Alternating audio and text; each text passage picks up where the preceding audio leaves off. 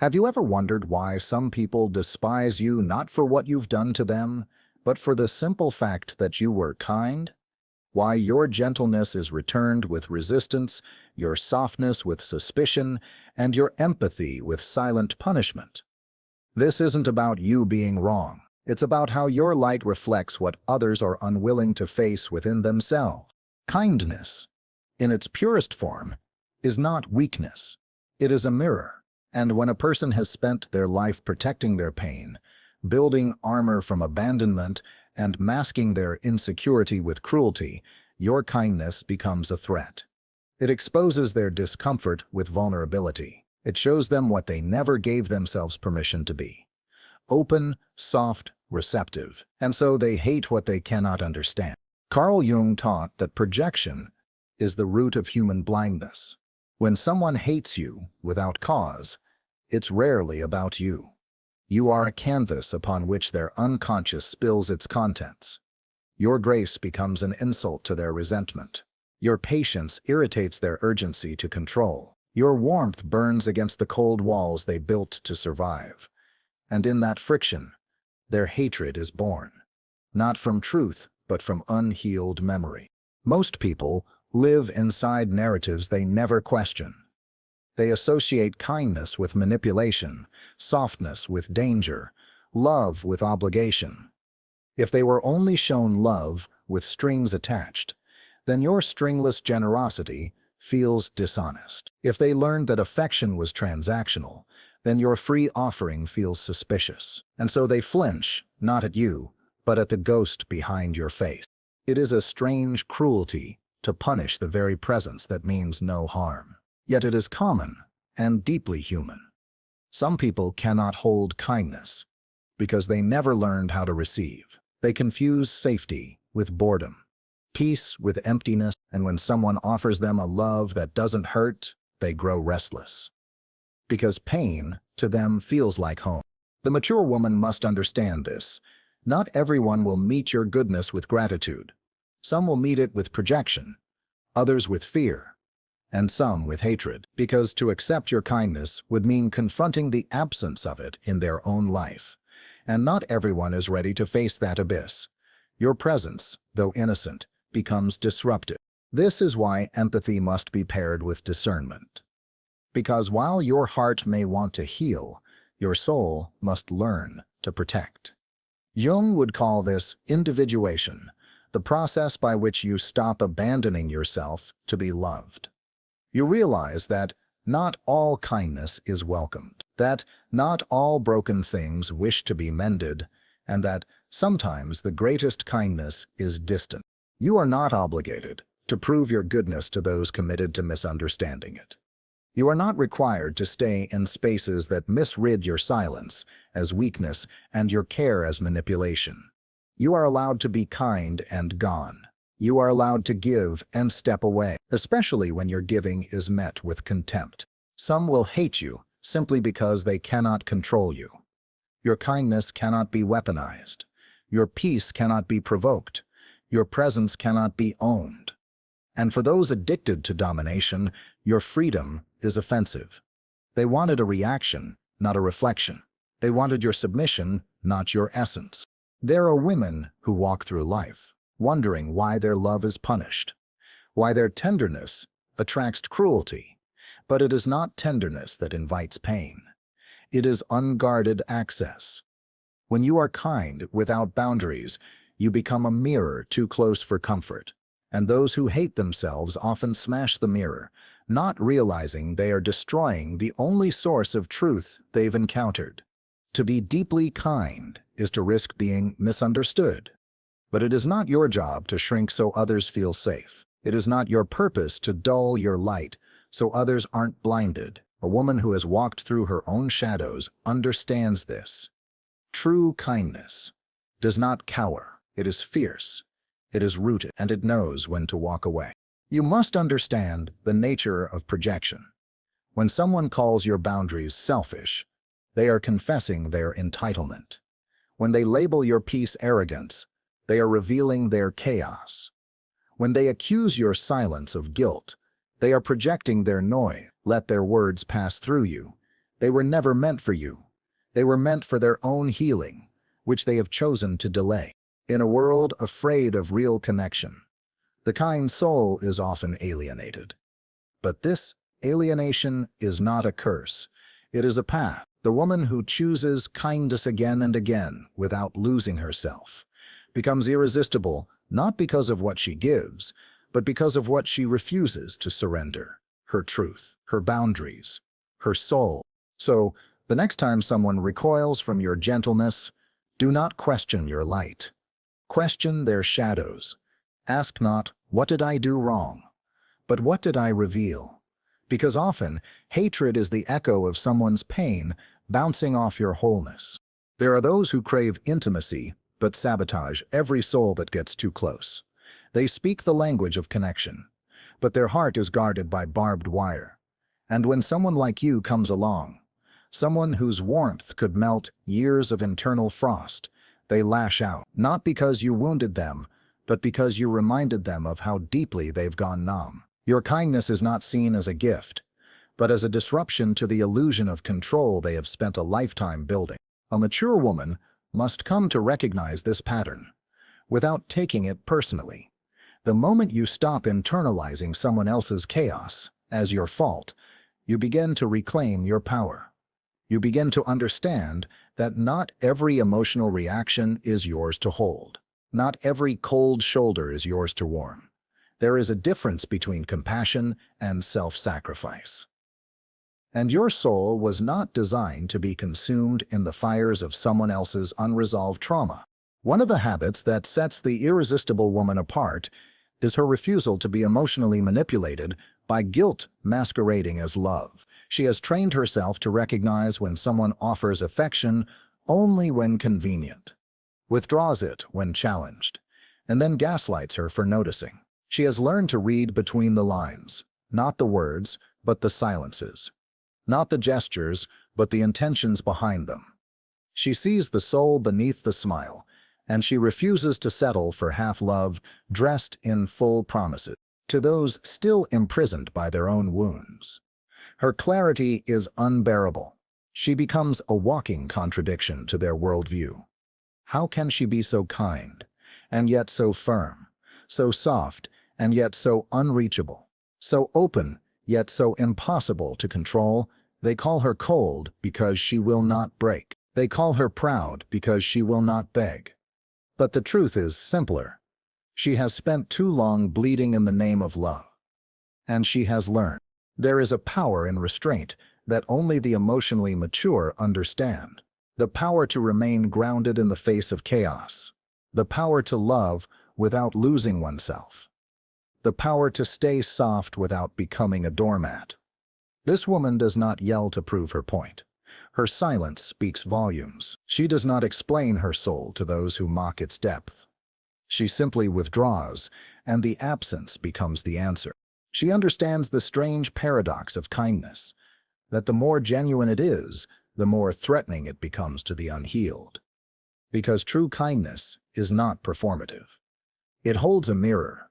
It says, you too can live without pretending. And that kind of truth is terrifying. Not everyone is ready to see themselves without the mask. So they reject the mirror. They resent the one who holds it. Another habit that defines the irresistible woman is her ability to release without resentment. She does not waste energy punishing those who could not hold her. She does not curse the ones who projected their pain onto her love. She simply lets go, not because she doesn't care, but because she knows that her energy is sacred, and she refuses to keep offering it to the void. Her detachment is not indifference. It is reverence. It is the understanding that love cannot thrive where the soul is not seen. That kindness must not become self-abandonment. That a woman must protect her peace the way a warrior protects sacred ground, not with anger, but with unwavering clarity. There are women who spend years trying to be lovable by becoming smaller, quieter, more agreeable. But the woman who is truly irresistible has stopped asking how to be loved and started asking how to be real. And in that shift, everything changes. She begins to attract not attention, but resonance. Not fans, but equals. Not flattery, but truth. The soul can feel the difference between affection that demands compliance and love that honors autonomy. And the mature woman knows that any relationship requiring her to abandon her integrity is not love, it is performance. She is done performing. She has unlearned the compulsion to earn what should be freely given. She doesn't punish others with distance. She honors herself with space. There is no malice in her absence, only wisdom. The wisdom that knows where peace is repeatedly disturbed, presence is no longer a kindness. She does not leave to provoke. She leaves to preserve. The more she trusts her inner knowing, the less she needs validation. This is perhaps her most powerful habit, the unwavering trust in her own perception. She no longer argues with red flags. She no longer silences her gut for the sake of appearances. She believes herself, and in that belief, she becomes immovable. When you stop begging to be understood, you begin to feel the ground beneath you. Solid, unshakable. This woman walks with that groundedness. She is not immune to pain, but she is no longer ruled by it. She carries sorrow and wisdom in equal measure, and in that alchemy, she becomes unforgettable. And so, if they hate you for being kind, let them. Their hatred says more about their wounds than your worth. Let your kindness remain unshaken. Let your boundaries remain intact. And above all, let your soul remain yours. The woman who embodies true maturity carries within her a habit most overlook. She no longer explains herself to those committed to misunderstanding her. There comes a point in her evolution where she no longer hands out her energy like leaflets in a storm. She understands that not all ears hear truth as wisdom, some hear it as threat. And so she reserves her words, offering them only where they can plant something real. Silence, then, becomes her sanctuary. To those who seek control through confusion, her clarity feels violent.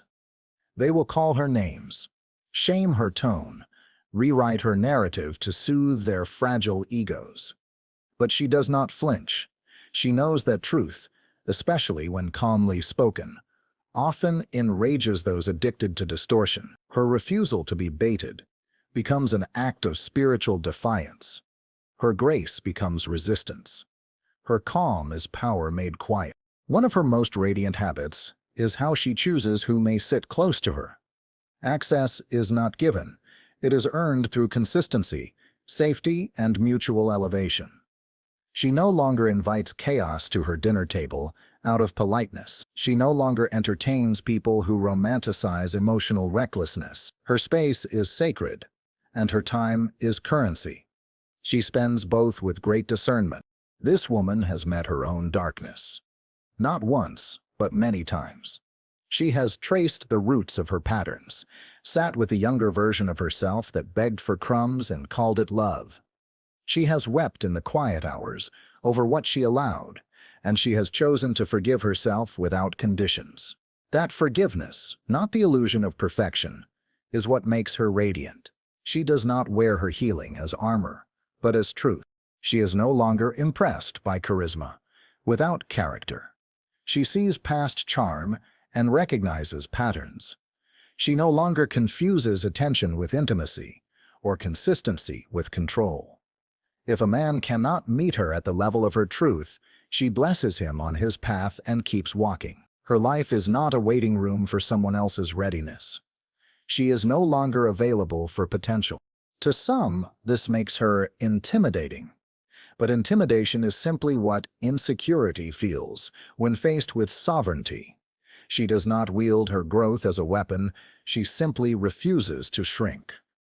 And those who rely on the smallness of others to feel powerful will find her presence unbearable, not because she seeks confrontation, but because she lives in truth, and truth confronts all that is false.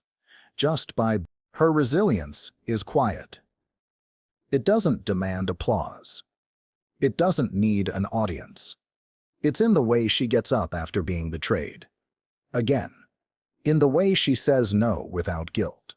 In the way she laughs, not because everything is perfect, but because she no longer expects life to protect her from pain. She understands now that pain is not the enemy. Self-abandonment. There is no drama in her departure. When a space no longer honors her, she leaves with the grace of a woman who no longer needs to announce her worth. She has nothing to prove. Her absence is not punishment. It is clarity. She does not wish ill. She simply withdraws her light where it is not valued. And it is the dimming that teaches others what her presence truly meant. The mature woman no longer clings to relationships out of nostalgia. She understands that just because someone shared her past does not mean they deserve her future.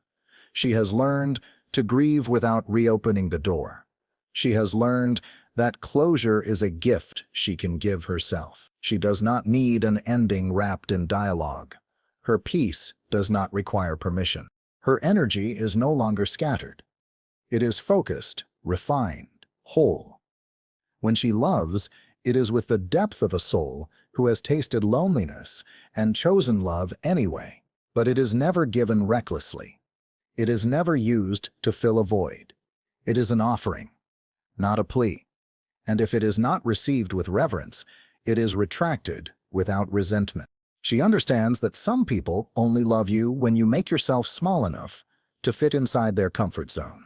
But she has outgrown those cages. Her wings are too wide, her spirit too expansive, and so she no longer tries to contort herself into roles that betray her essence. She flies, even if it means flying alone. The woman who walks in this kind of self-honesty is not interested in pleasing. She is interested in peace. She no longer performs. She no longer adjusts her tone so others won't feel insecure. She has sacrificed her truth before, and the wound still remembers. Now she guards her authenticity like sacred flame. And yes, people may hate her for it. For being too quiet, too discerning, too unbothered. But she understands now that hate is often just recognition distorted by fear. That when you stop being who others want you to be, they grieve the illusion, not the real you. And the real you? That woman doesn't grieve illusions. She grieves once, and then she rebuilds. There is a moment in a woman's life when her reflection no longer asks for permission. Not from men, not from society, not even from her own inner critic. She sees herself fully, not as a project to be fixed, but as a landscape to be honored. Every line on her face, every scar on her heart, every silence she survived, they become sacred marks of passage. She no longer hides her depth to make others comfortable. She simply is, and that is enough. One of her most transformative habits is her refusal to chase. She knows that energy speaks louder than words, and anything that truly belongs to her will not require exhaustion. She doesn't run after love, respect, or validation. She walks slowly, intentionally, divinely, because the woman who knows her worth understands that her presence is an offering, and not everyone has earned the right to receive it. The irresistible woman has burned, not once, but many times. She has been betrayed by those she trusted, abandoned by those she supported, misunderstood by those she only meant to love. But she does not wear bitterness like armor. She lets it go. She has chosen not to become what hurt her. Instead, she alchemized pain into wisdom. Her voice may be softer now, but its truth is louder than ever. She has unlearned the myth that softness must mean sacrifice, that to be gentle is to be used, that to be loving is to be silent. She knows now that real softness is a choice, a radical one, and it is never given to everyone. Her love has become discerning. She pours only where there is soil, not onto stone. She waters people who grow, not those who drain. People often misread her distance as coldness, but her distance is a form of prayer, a form of protection, a way of saying, I no longer betray myself to keep others comfortable. She does not seek revenge.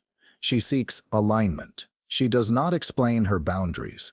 She simply lives by them. And in doing so, she commands a kind of respect that cannot be faked. When a man meets her, he may at first be intrigued, drawn to her presence like gravity. But if he has not done his inner work, her truth will terrify him, because she will not play roles. She will not soothe his ego. She will not fold herself into his expectations. She demands realness, not performance, intimacy, not control. And for many, that demand is too high. She has made peace with that. She does not need everyone to love her. She only needs to love herself enough to walk away from anything that dims her. Her inner peace is not negotiable. She has tasted the cost of betraying herself for connection, and she has chosen never to pay it again. Her solitude is no longer a punishment. It is a temple. There is a silence in her that heals, a presence that purifies, a gaze that sees right through pretense. She speaks less, but says more. She no longer reacts, she observes, and that stillness becomes her power. It unsettles those who need chaos to feel alive. But she does not live for stimulation. She lives for truth, for depth, for divine resonance. One of her final habits, and perhaps the most vital, is how she forgives. Not for others, but for herself. She releases, not because they deserve peace, but because she does. She understands that holding on to anger is like drinking poison, hoping it hurts someone else. So she lets it fall, not easily, but completely. And in that release, she rises. You can feel it when she enters a room, not because she's loud, but because she's real. Her energy does not beg, it commands. Without a word, she shifts the frequency, not because she's trying, but because she has arrived, fully, unapologetically, entirely. She doesn't ask if she's too much anymore. She simply exists and trusts that the right souls will meet her there. There are women who wait to be chosen, and there are women who choose. The latter do not fear solitude. They do not shrink for love. They do not perform for praise. They live from a place of deep, grounded knowing. And that knowing cannot be stolen, only mirrored. The woman who has come home to herself does not chase, she attracts. She doesn't beg, she blesses. She no longer measures her worth by who stays or who leaves. Her value is inherent, timeless, unshaken. She is not for everyone, and she no longer wants to be. She walks with mystery, speaks with precision, and loves without losing herself. She has become her own home, her own peace, her own source, and that, above all, is why she is unforgettable. The mature woman is irresistible, not because of what she does, but because of what she no longer needs to prove. She has stopped apologizing for her standards.